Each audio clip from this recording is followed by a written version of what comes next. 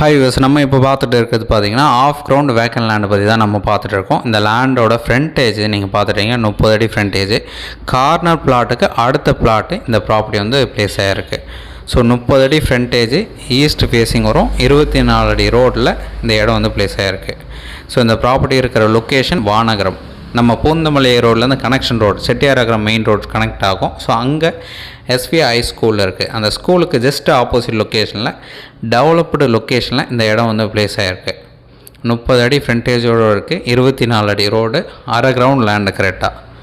So இந்த ப்ராப்பர்ட்டிக்கு approved இருக்குது, அதனால் லோன் எலிஜிபிள் த்ரூ பண்ணிக்கலாம்.